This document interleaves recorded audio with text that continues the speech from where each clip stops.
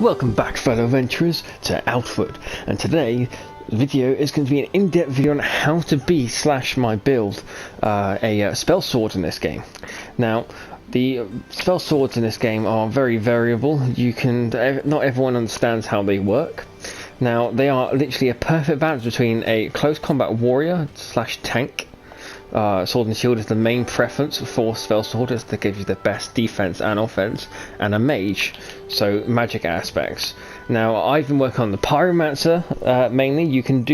I will be doing a cryomancer, which is ice, and an electromancer as well, and then a disease one, and then a ethereal one, which can be probably the toughest one, even though ethereal is the strongest element, but the hardest one to get one-handed decent weapons for.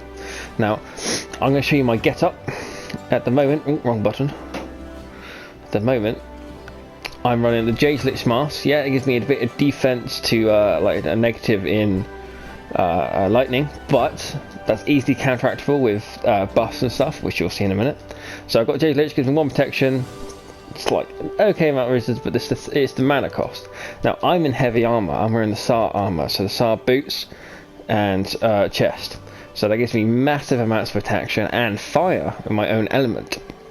So I'm really tanky. As you can see, I've got 80 resistance, just unbuffed in that aspect. So when I'm buffed up, I get to 100 fire protection. So when I find any fire creature, I may not deal loads of damage to them, but they deal 0 damage to me, unless they do melee, which they still do lots to me. Now, I use obviously the SAR shield as well, because it's the best shield in the game at the moment for tankiness. Literally, even mages, when they're chucking stuff at you, you take like 0 damage from it. It's very minor. Even the ice mages that can deal lots of damage, and the Jade Lich and stuff like that, like if you block, you can still tank it out quite well. And our main weapon is the Sunfall Axe. Now, the Sunfall Axe is the best one-handed weapon and fire weapon, in my opinion, for main fire damage, because it has a decent amount of fire damage, a 30 fire damage base, which is really good. Then we have a little bit of physical, so we're not pure in the element. You never want to go pure for the element, because you are a mage warrior, essentially. So you basically are a spell, so you're casting magic while fighting like a warrior. You're the perfect balance. You got to remember, if you want to make this stuff, you got to be the perfect balance. You can mix it up with any armor types and stuff like that, but what you want to concentrate on is reduced mana cost, tankiness, and sustainability. If you're struggling to not be able to stay in heavy armor so much, then switch out of some medium armor aspects that just have decent resistances. It's very simple. Don't go for things like the Master Trader unless you're willing to dodge roll like nuts, but it won't benefit you that much. So we've got mana cost wise, we've got the Jade Lich helm, which is 30. Then we've got the 10% from the Lightman's backpack, which then gives us 40 base mana reduction, which is really good for someone who's, close combat and also using the range aspect. Now, I'm going to show you my passives. Now, you always have to use the spell blade training to even get good at this aspect, and I wouldn't advise using the shield explosion one, but I will show you that. So we got training armor trainer, to help repair and stuff like that. Maintenance, help repair. It's really, really good. Makes you tanky, all these sort of stuff. It's great. No, don't need that one for that. Fitness, that's always a great one to have on anyone you go, because it's a passive before a breakthrough. It's great. Now, this is our main breakthrough, which is really useful with the perfect balance. Then we got that one, which is great. That's what helps the tankiness on top of it. So it's an extra 15 on top of our blocking as well for impacts. Great. I've just picked that out because I could. Now, for fire, the reason I'm going fire at the moment is because fire has the most buffs and combinations, in my opinion. That has the most for the element that it is. It has the most, and it has the only one that I've seen that has a passive to actually increase it from a breakthrough perspective. Like all the other like ice and stuff like that, they have weapons and armor sets to buff you up, but they don't have many passives to actually increase your damage output and your tankiness for your element, which fire is the best one in my opinion, because 90% of creatures in this game are weak to fire unless they breathe it or are made of it themselves. Now we've got the ley line connection, which is the constant regen, which in between fights for someone that doesn't wear 100% magic reduction, it's perfect. Really, there's literally, you'll get to the next fight and you won't have to worry about eating food all the time, because it will help, and it helps with a little bit of the cost reduction as well, because it is counteracting it. And then we've got the Master of the Boon discipline. Impact resistance and all damage resistance are increased by 15, which is really, really good. You have to go to Monsoon to get this one, so it increases our tankiness and everything, and our damage output is really good. Obviously stability, and then obviously our breakthrough point, which is steadfast, which is extra 40 points of stam, which is obviously always good because we are close up. Now I'm going to quickly show you the actual skills. Just going to run down. So we're not incredibly fast, but we're not incredibly slow, so we're not the fastest person. We do have heat protection, which is nice. You can go to the outside desert, and all you need to do is drink a bit of water, and half the time you're fine, because we're not wearing the helmet, so you don't get the full protection. Now you want to go to talk to this guy, Amber, my friend, and you'll say, I want to train with you. So as you can see, I've used all these ones. Now obviously that one is the frost infusion, and this infusion, which is great, to be honest, because you don't want to always be using the bottles and the rags, because this is just good to put on top straight away. But it does consume the warm boon, so it's always good to carry warm boon potions, which I'll show you in a minute. Now Gong Strike is good, but it's very situational and it's not practical in the long term. If you're going for a pure AoE build, crack on. If you're, but it's not very practical for those things, because there's plenty of other skills you can do there. This one is the best one, because you can shoot it every 10 seconds. You can shoot this basically, along with the other skills like Spark, which I'm going to show you in a minute. Now, the combination of the full buff process. Okay, so this is just the buffs, no potions. It's no potions, it's the buffs. So I will buff up. Oh, wrong way. So we will use the warmth, then a focus, then a rage. We will then use a fire sigil.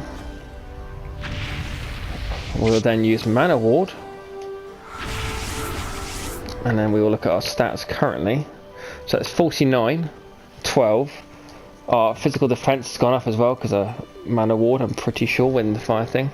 100% fire protection there, which is really, really nice. Our impact resistance has gone up, our impact damage has gone up, and we can increase it more by adding this on, but it does consume the warm boon, which is a downside. So consume one of these, gives you the warm boon back, and look what we are, 73 fire damage, 14 physical. Really good, hits really hard for range and close. And a little trick which people don't know a lot about, use this while you're in your fire sigil, and it does constant fire burn all around you. So they come in and they get constant burn, which is awesome, because your axe applies burn and you deal so much damage that it will scale off your weapon and your actual aspect. It is absolutely awesome. Chuck in the fireball, and then you can do that straight afterwards, and then that you can do spark about, I think, yeah, about 3 times, and then by the time you've done it the 3rd time, you can do that again. So it's really good for like constant putting on pressure on enemies. I will show you some footage of me doing things. Now that's the magic side, it's the pyromancy side of our Spellblade. Now we have we are using axe, so we are using, I think I just gone past it. No, there it is.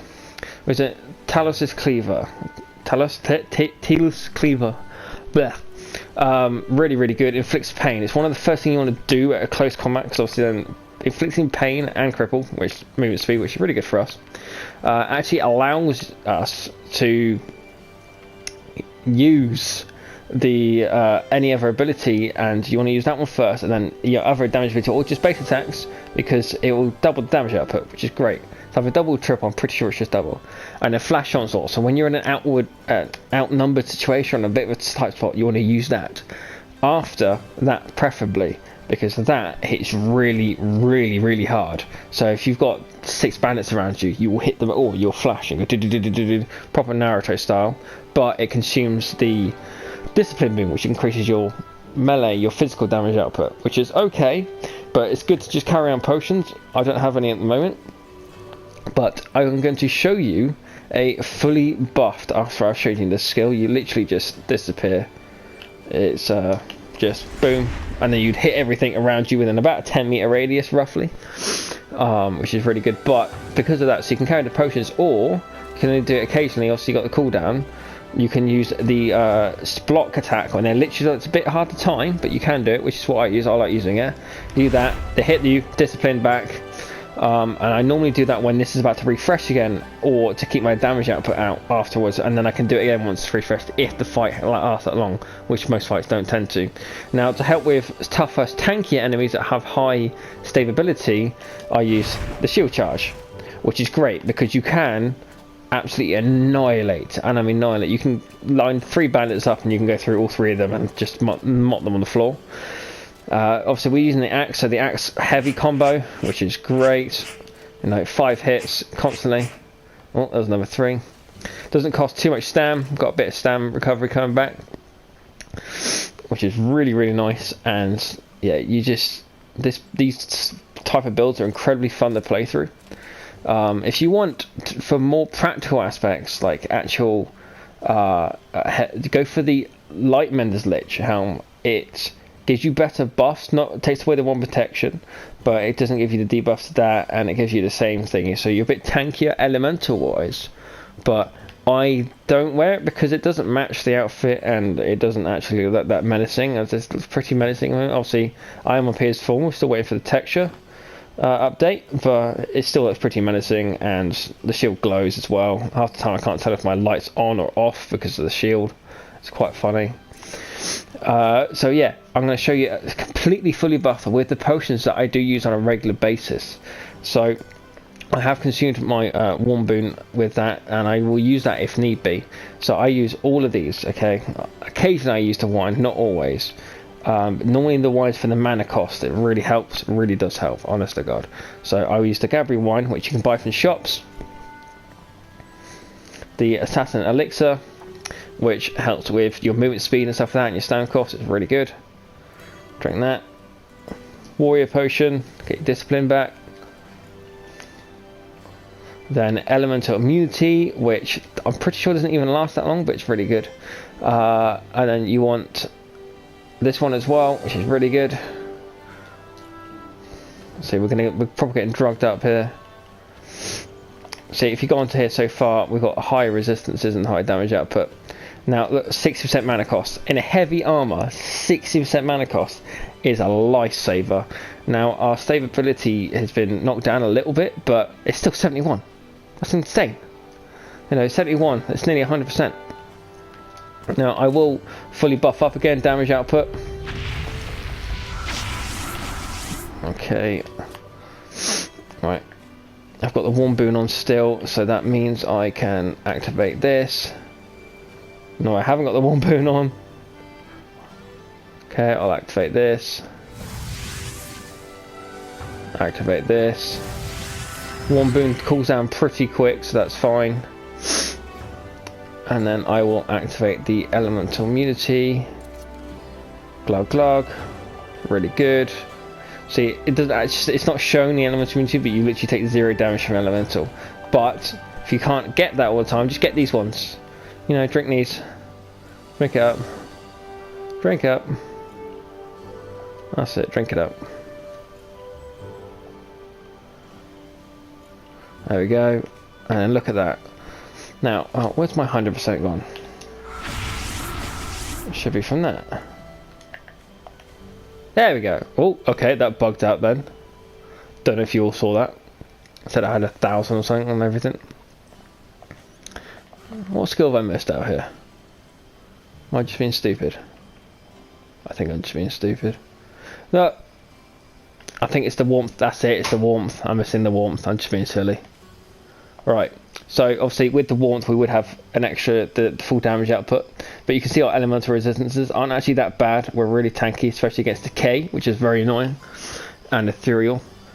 Decently against ice, which is really annoying. A lot of those ice mages out there can hit really hard with their aspect, but blocking with this and they do like 0 damage. It's really good. It's fine. Any elemental resistance potions help really well as well. I don't have any on me at the moment, but that does increase it tenfold. 35. It's really good. See, we've got 2+ movement speed. We're in heavy armor and we're moving this fast. That's really good. They all last quite a while as well. See, decent amount of time, especially in a big fight. You want this for a big fight, so they all last well over a minute. That's about 2 minutes each. Some of them more, about 3-4 minutes. In a big fight, you want to buff up to this, but always make sure you buff up before big fights, because in this game, you don't want to get cocky. I'm doing a no death run at the moment with this character, so yeah. So what I'm going to do is I'm going to show you some footage of this character actually doing stuff. Actually killing things, killing multiple opponents, killing tougher creatures, how much damage you can actually take from certain elements when he's not fully buffed. Because I've not always got all of this on, because I've only just started getting all of these potions, because the ingredients are a bit of a pain in the ass to get. Right, I'm going to show you the footage, and then we'll get back to explaining everything.